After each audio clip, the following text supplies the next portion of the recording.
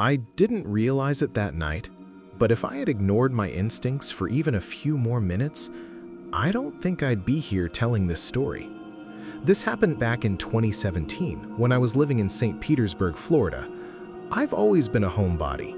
I liked quiet nights, familiar places, and routines that didn't change much. Going out wasn't really my thing. One of my coworkers, Jenna, was the opposite. She was about 10 years younger than me and constantly pushed me to go out with her. Another coworker, Mira, joined in too. For weeks, they kept asking. Eventually, just to shut them up, I agreed to go out one weekend. That decision almost cost me everything. The night of the plans, Jenna came to my apartment and asked if she could leave her car there so I could drive. That already made me uncomfortable. I'd lived in St. Pete for years, but I barely knew the nightlife. If it wasn't my neighborhood or the Walmart down the road, I needed GPS. We picked up Mira first, then headed downtown. Since I was driving, Jenna handled directions. We ended up at a crowded club. Loud music, flashing lights, people packed shoulder to shoulder. It was exactly the kind of place I usually avoided. Not long after we got inside, Jenna said she saw someone she knew and walked off with Mira, leaving me alone. I remember feeling annoyed. They had begged me to come out, only to disappear minutes later. When they came back, they were smiling. Jenna handed me a drink and said her friend bought us around. I trusted her. She was my coworker. I took it. Then another drink came. Then another. After the third one, something shifted. I wasn't dizzy. The room wasn't spinning. Instead, a heavy, sinking dread settled into my chest. It felt wrong in a way I can't fully explain. Like my body knew something my mind didn't yet. I turned to Jenna and told her we needed to leave, right now. After that, everything breaks apart. The next clear memory I have is sitting in my car outside Mira's apartment complex, still in the driver's seat. Jenna and Mira were standing outside, talking. I don't remember what they said, but whatever it was triggered pure panic. My heart started racing, my hands shook. I didn't need to understand the words. I just knew I wasn't safe. I put the car in drive and took off. Whatever had been put in my drink was strong. I wasn't drunk, but my thoughts were slow and tangled. I drove aimlessly through the city, struggling just to remember how to get home. Streets felt unfamiliar. Signs didn't make sense. At a red light, two figures suddenly appeared beside my car. One of them grabbed the door handle and tried to open it. My doors lock automatically when the car is in gear. I still don't know how they managed to pull it open. Seeing that snapped me just awake enough to slam the gas and flee the intersection. After that moment, my memory disappears again. The next thing I remember, I was parked on a quiet residential street, staring blankly at my phone, barely able to work it. My thoughts were paranoid and confused. Even simple actions felt impossible.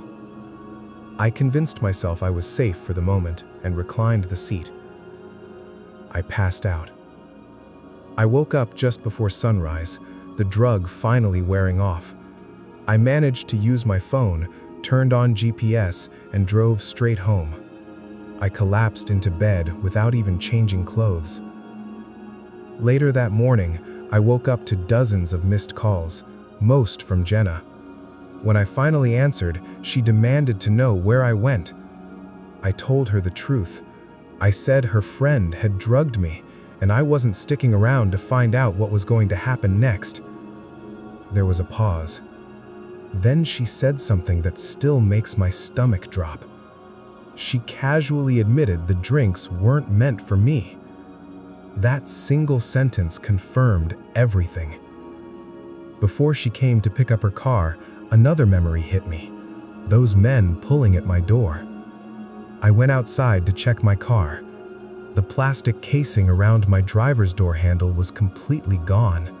Someone had ripped it off while I sped away. That damage told me the fear I felt wasn't imagined.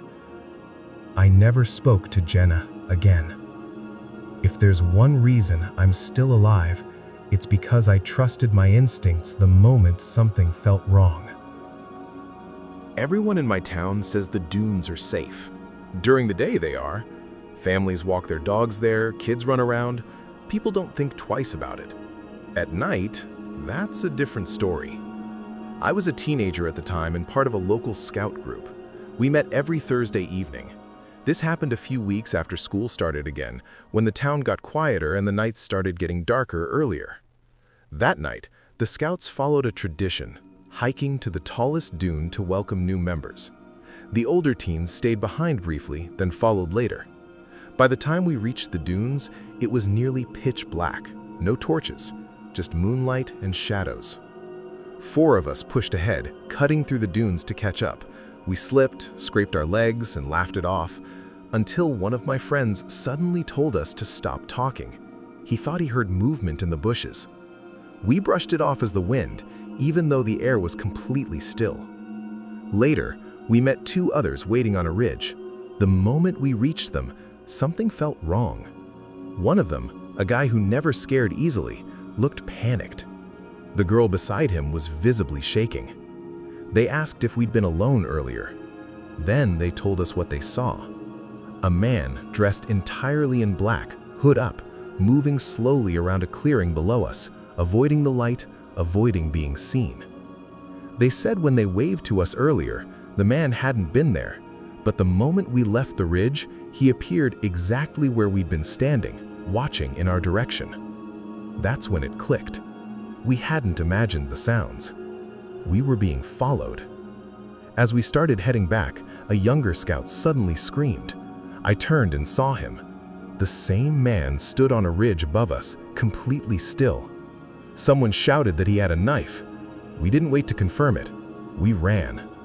The older teens carried the younger kids back toward the parking lot.